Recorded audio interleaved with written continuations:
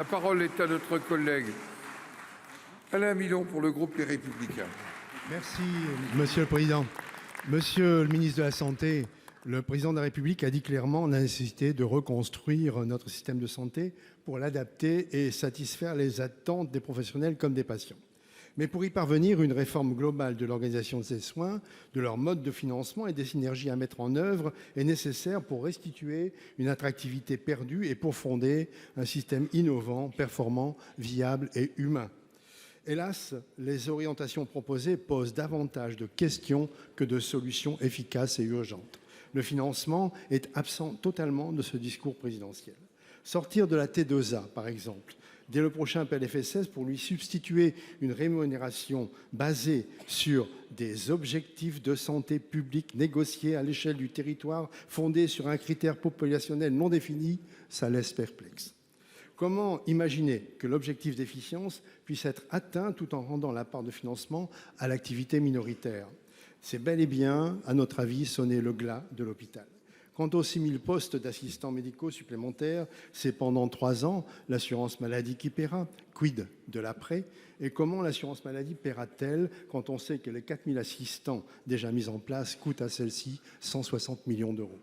Les propositions concernant la médecine de ville ne sont pas à la hauteur et ne permettent pas d'enrayer la crise de vocation ni la propagation des déserts médicaux. Monsieur le ministre, comment entendez-vous répondre avec précision et concrètement aux attentes des soignants hospitaliers et libéraux sans procéder à une refondation complète des modes de financement entre les différents financeurs que sont la sécurité sociale d'une part et les mutuelles d'autre part? Pour vous répondre, la parole est au ministre de la Santé et de la Prévention, M. Braun. Monsieur le Président, Mesdames et Messieurs les sénateurs, Monsieur le sénateur Milon.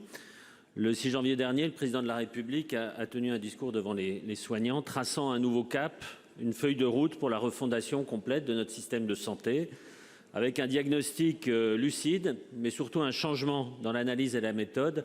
Vous le savez, passer d'un système qui a été construit autour de l'offre de soins, forcément concurrentiel, vers un système pour plus répondre aux besoins de santé de nos concitoyens. Beaucoup a déjà été fait, que ce soit dans le Ségur, que ce soit entre autres la suppression du numerus clausus, mais nous devons aller effectivement plus loin, plus vite, pour répondre aux défis qui sont devant nous et qui d'ailleurs concernent l'ensemble des pays européens et d'une façon générale l'ensemble des pays industrialisés. Il y a des axes forts, régler le problème à l'échelle de chaque territoire, sortir de cette logique concurrentielle pour travailler en complémentarité, ville-hôpital, hôpital-clinique, médecins paramédicaux, médicaux administratifs, et puis retrouver des collectifs à l'échelle humaine, comme en particulier l'échelle des services pour l'hôpital. Redonner du temps médical, redonner du temps de soins est un enjeu majeur. Car, comme l'a précisé le Président, ce n'est pas tout de suite que nous aurons les médecins que nous attendons après la suppression du numerus clausus.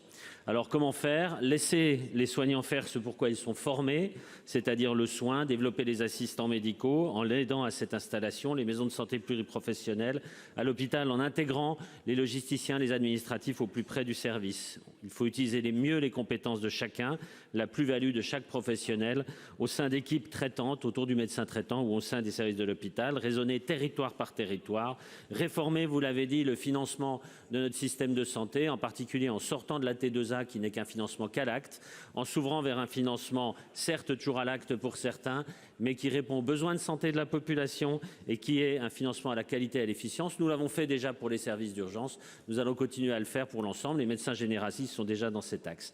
Ce sont des engagements forts envers les soignants, envers nos concitoyens pour leur santé. Et soyez assurés que nous allons les développer très rapidement puisque les échéances sont courtes et que je serai totalement motivé et mobilisé pour faire cela. Monsieur Milon. Oui, merci Monsieur le Ministre. Merci Monsieur le Président. Les propositions que vous venez de nous faire sont des propositions que nous faisons depuis des années. On a déjà entendu sous différents ministres, depuis Madame Marisol Touraine, en passant par Madame Buzyn et par Monsieur Véran. Il n'y a finalement rien de nouveau à ce niveau-là. Il n'y a donc aucune vision alternative qui structure la réflexion du gouvernement. Moi, je vais vous en donner quelques-unes, si vous permettez. Dans le système de santé qui se construit, il y a les soins primaires, il y a le panier de soins réguliers, il y a la mise en réseau obligatoire, il y a un pilotage fort et décentralisée. On n'a jamais parlé de décentralisation dans le pilotage des ARS et c'est bien dommage. Une réflexion globale sur le financement et non pas simplement une réflexion telle que vous la donnez, mais une réflexion sur l'ensemble du financement, en particulier sur les dépenses. Merci. La parole